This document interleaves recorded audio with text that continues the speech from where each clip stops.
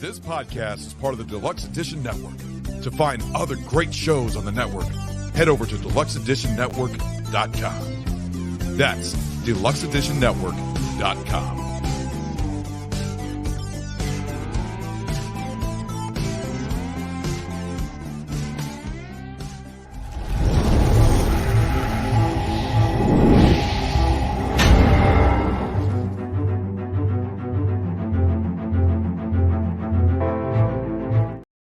Hello, everyone, and welcome back to another amazing episode of the Steven Gervais and Friends podcast. We are part of the Deluxe Edition Network, which, if you go over to the Deluxe Edition Network, not only will you find the May podcasts of the month, which are Horsing Around and The Real Drunks, but you'll find other amazing podcasts on the network as well. Go check them all out. You won't be disappointed in the content that's on there. There are many different genres on the network, and they truly love the amazing love and support that you, our fans, and our loyal supporters, listeners, give us all the time. So please go check them out. Also, if you're new to the podcast, please go to anywhere where you listen to podcasts, whether it be YouTube or Spotify, Apple Pod, Amazon Music. And could you please follow us? On YouTube, you can follow us by subscribing, liking, commenting, and hitting that notification bell. And it's all free, meaning you don't have to pay a single dollar unless you want to support the show, which you can do that by going on Buzzsprout or anywhere you listen to podcasts and click the support button. It only costs you $3 a month. And if you don't want to, you don't have to. You can support us easily by just listening to us. Thank you so very much for being here. On Tuesday, we had our 100th episode on the podcast. It was very amazing. Very happy to do it. Thank you for giving me the opportunity to come into your house and tell you amazing things about what I think is awesome and cool and share amazing, awesome things with you. Also, your discretion is wise because sometimes I do like to swear a little bit. I'm sorry, I'm working on it. But let's get into it. Today, we're talking about the life and career of Joe Kapp. Joe Kapp played for the University of California at Berkeley's California Golden Bears in college as a quarterback. He played professionally in the CFL with the Calgary Stampeders and the BC Lions. And then he went to the NFL Football League and played with the Minnesota Vikings and the Boston Patriots. He would later return to his alma mater as head coach of the Golden Bears from 1982 to 1986. He was also the general manager and president of the BC Lions in 1990. He's a member of the Canadian Football Hall of Fame, the BC Sports Hall of Fame, the BC Lions Hall of Fame, the College Football Hall of Fame, the University of California Athletic Hall of Fame, and his number 22 jersey is one of 8 numbers retired by the Lions. In November 2006, Kapp was voted to the honor roll of the CFL's top 50 players of the league's modern era by Canadian Sports Network, TSN. Sports Illustrated once called him the toughest Chicano. Kapp is the only player to play quarterback in the Super Bowl, Rose Bowl, and the Grey Cup. He was born in Santa Fe, New Mexico. Kapp's mother was of Mexican-American heritage. His father was of German descent. He was raised in California in the San Fernando Valley and Salinas, where he played quarterback for Hart High School in Newhall, now a part of Santa Clarita. Kapp played college football at the University of California, Berkeley, where he led the California Golden Bears to a Pacific Coast Conference championship in 1958 and the Rose Bowl, where they lost to Iowa. This remains California's most recent Rose Bowl appearance. Kapp was named an All-American and was also awarded the W.J. Volt Memorial Trophy in 1958 as the outstanding football player on the Pacific Coast, a two-sport athlete and fraternity member of Kappa Alpha Order in college. He also played on the basketball team and was a member of the 1956, 19 through 57, and 57 through 58 squads that won the Pacific Coast Conference championships. He earned a bachelor's degree in physical education from the university in 1959. Until 2021, Kapp held the UC Berkeley record for most rushing yards by a quarterback. This was broken by Chase Garbers. His professional career in the Canadian Football League. Kapp was selected in the 18th round in the 1959 NFL Draft by the Washington Redskins, who owned his rights to play professional football in the United States. After the draft, Washington did not contact him, so his only choice was to accept the offer from Jim Finks, the general manager of the Calgary Stampeders of the Canadian Football League. Kapp joined the Stampeders of the CFL for his rookie season in 1959. The following year, Kapp led Calgary to their first playoff appearance in years. The season was a difficult one because he injured his knee against the Toronto Argonauts early in the season but did not miss any games because he played heavily taped. In 1961, the BC Lions, then the CFL's newest franchise, traded 4 starting players to the Calgary Stampeders for Joe Kapp.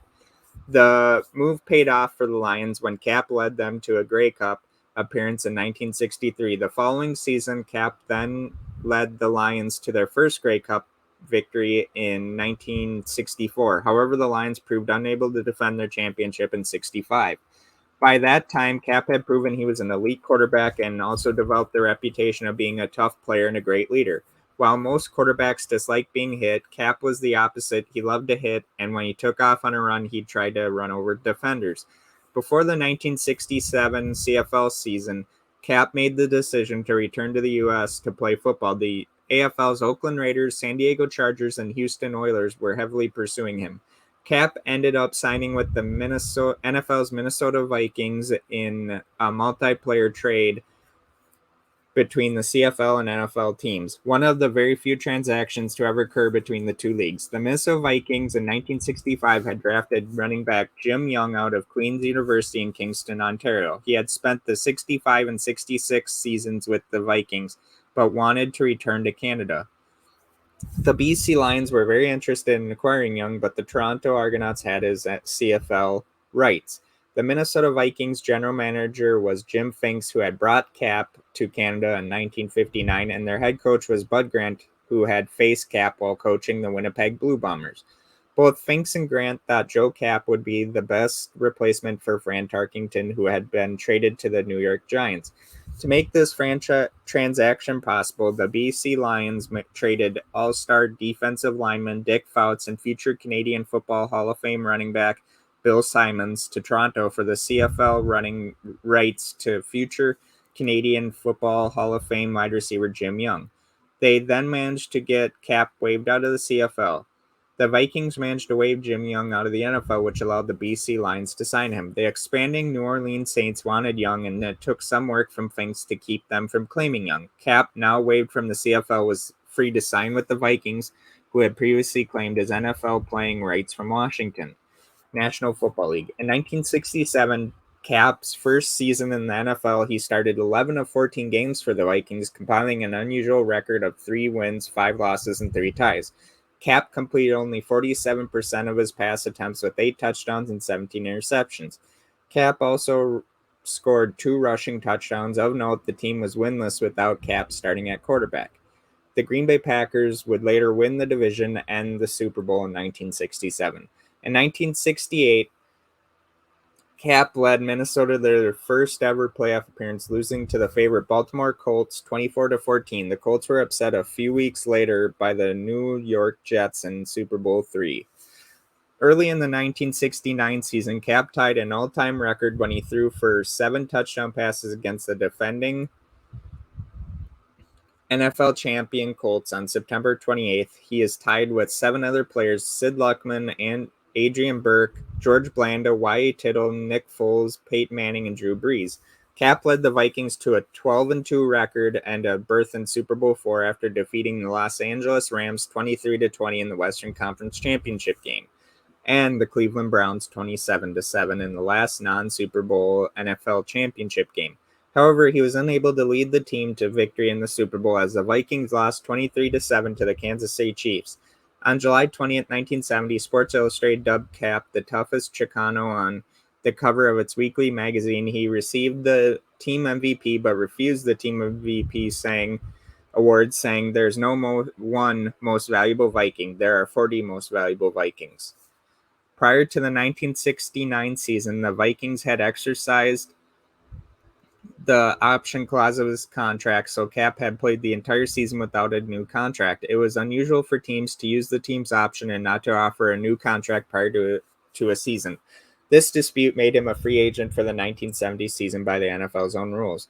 Despite Kapp being a Super Bowl quarterback, no team in the NFL made contact with him until after the start of the 1970 regular season, when the Boston Patriots 1-1 signed him on October 2nd to a 4-year contract, making him the highest paid player in the league. The Patriots gave up defensive back John Charles and a 1972 first-round draft pick, which was used to select linebacker Jeff Simeon as compensation to the Vikings. His first appearance for Boston was on October 11th at Kansas City, relieving starter Mike Taliaferro in the third quarter of a 23-10 loss. The Patriots in 1970 were a poor-performing team, and the late-arriving Kapp played poorly himself that season, leading the team to a 26-team league's worst record at 2-12. When the year ended, Roselle demanded that Kapp sign a standard player contract. After conferring with his lawyer and the NFL Players Association, Kapp refused to sign. With the top pick in the 1971 NFL Draft, the Patriots selected quarterback Jim Plunkett of Stanford, the winner of the Heisman Trophy. Kapp reported to the newly renamed New England Patriots training camp in 1971, refused to sign a standard contract, and departed. The headlines in the Boston papers read, "Kapp quits." After this incident, Kapp never played again. His 12-year career as a professional football player was over. Kapp started an antitrust lawsuit versus the NFL, claiming the standard NFL contract was unconstitutional restraint of trade. He won the summary judgment after 4 years. The court had ruled that Kapp's trade was indeed restrained. It was 2 years later, April 1st, 1976, in a trial for damages that the jury decided that Kapp was not damaged. Although Kapp was not awarded any damages in 1977, the rules at issue in the Kapp case were later revised. A new system was instituted, and a multi-million-dollar settlement was made between the NFL and the NFL Players Association. Joe Kapp, after his post-football playing career was done, he went on to acting. He was in TV shows as Ironside, The $6 Million Man, Adam 12, Emergency Policewoman, Captains and Kings, and The Medical Center. He also was in movies including Climb an Angry Mountain, The World's Greatest Athlete, The Longest Yard, Break Heart Pass, 2-Minute Warning, Smash Up on Interstate 5, Semi-Tough, The Frisco Kid, and Offsides, Pigs vs. Freaks. He was his alma mater's head football coach in 1982. He had never coached before. In December of 81, Kapp made a promise to the football team that he would not consume any of his favorite alcoholic beverage, tequila, until the Golden Bears reached the Rose Bowl, which they did not under Kapp. Indeed, as of 2022, the Golden Bears have yet to return to the Rose Bowl. They were Pac-10 co-champions in 2006, but a loss to USC sent them to the Holiday Bowl instead. In a 1994 interview, Kapp stated that he had resorted to drinking rum instead. Kapp had several philosophies while coaching at Cal. He called his special teams the Special Forces. He told his players to play 100% for 60 minutes. He also wanted the players to have fun. On Sundays, he would have his players play a game of Gervais, described as a mix of basketball and football, where the only objective is to pass the ball down the field. There are no football rules such as offsides or forward passes. In his first year as head coach in 1982, the Golden Bears improved from 2-9 the year before to 7-4, and he was voted the Pac-10 Conference Coach of the Year. The 1982 season concluded with the famous 5 lateral kick-off return by Cal to score the winning touchdown on the final play of the big game against arch rival Stanford. During the 1986 season, the Bears lost to Boston College, defeated Washington State, then lost to San Jose State. Following an embarrassing 50-18 loss at Washington on October 4th, Kapp expressed frustration, unzipping his pants in front of the Seattle media. He was notified that he would be released after the big game played in Berkeley. The Bears responded to the student section's pregame chants to win one for the Zipper by beating the Gator Bowl-bound number 16 Stanford Cardinal 17-11, which gave Kapp a 3-2 record in the big game. He was carried off the field by his players amid chanting from the students section, "We want Kapp," echoing a cheer from his playing days with the Boston Patriots. General manager of the BC Lions. In an effort to recapture their past glory, the BC Lions of the Canadian Football League hired Kapp as the team's new general manager in 1990. Kapp's tenure was marked by his tendency to recruit ex-NFL players such as Mark Gastineau, whose best football days have passed. Kapp was fired 11 games into the Lions' schedule. His most valuable legacy was the signing of quarterback Doug Flutie, who would blossom into a star in the CFL during the 1990s. Sacramento Attack head coach. In 1992, Kapp was named the head coach of the Arena Football League's Los Angeles Wings, but the franchise never came into existence in Los Angeles and moved to Sacramento as they attacked. The franchise went 4-6 under Kapp, losing in the first round of the playoffs to the Detroit Drive. After the season, the franchise moved to Miami, Florida. Kapp lived in Los Gatos, California. I don't know how to say the other part of that, sorry. And made himself available as a guest speaker. He had a wife and 4 children and 4 grandchildren. He was one of the owners of Kapp's Pizza Bar and Grill in Mount View, California, which contained memorabilia from his playing career and closed in 2015. His son Will followed in his footsteps as a fullback at UC Berkeley, and 2015 grandson Frank Kapp continued the Cal football tradition as a freshman tight end with the Golden Bears.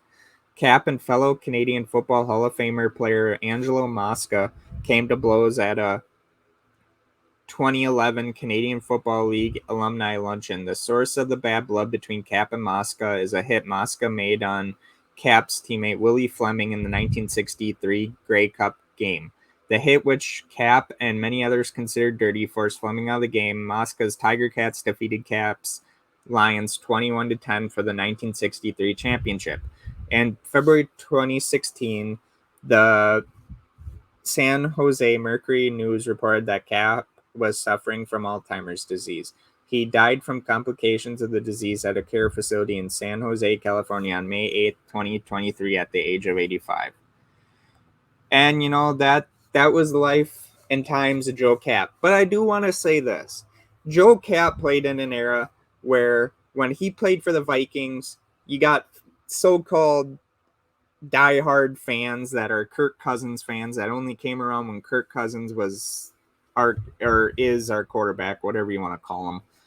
And they said, well, his stats suck. You people need to realize he didn't care. He did not care about stats. All he cared about was that the team won. And yes, people can say that, when he played for the Vikings, they had the great Purple People Eaters defense. Well, the offense needed that leader. And Jim Marshall was the leader for the defense. Joe Kapp was the leader for the offense. And who cares what his stats looked like back then? He was a winner. He came from the CFL, where he was an elite quarterback in the CFL, came to the NFL, and kind of gave the Vikings a kick in the pants that they desperately needed. In 1969, he had a motto for the team called 40 for 60. He would later say this motto also during the MVP award for the team at a luncheon, and he denounced it, saying he didn't deserve the award, saying there's not one most valuable Viking, there's 40 of them. 40 for 60. Walked away, everyone cheered for him. And then when we got to the Super Bowl IV against Kansas City Chiefs, he did his damnedest to win that game. He would later go out of that game with an injury. But I think a lot of the people that dismiss Joe Kapp need to owe him a big apology, because Joe Kapp was an amazing athlete. You got to realize Minnesota didn't have the face of the franchise when Joe Kapp came about, because Fran Tarkenton took his ball and went to the New York Giants would later come back in beginning of 72, I do believe, and led us to 3 Super Bowl appearances, which we all lost. We're 0-4. Everyone knows the Vikings' history in the Super Bowls. But Joe Kapp, I would be remiss to say that Joe Kapp should not, or it saddens me that he's not on that upper echelon of great athletes, even though he didn't have the greatest of stats. Okay, whatever. You need to realize it was a different league back then. The defenses got away with so much more shit than they do today. And put Kirk Cousins in his shoes, Kirk Cousins would suck, kind of like he does today. But I digress. So that is it for me today. I will be recording another episode today for Herb Brooks. And that will be on Saturday. I'll upload it on Saturday. So it'll be the Saturday's episode, because me and my wife are going to be moving within the next week, or not this weekend, but next weekend. So I got to kind of help out with that. Thank you so very much, and I'll see you all later. This podcast is part of the Deluxe Edition Network. To find other great shows on the network, head over to deluxeeditionnetwork.com. That's deluxeeditionnetwork.com.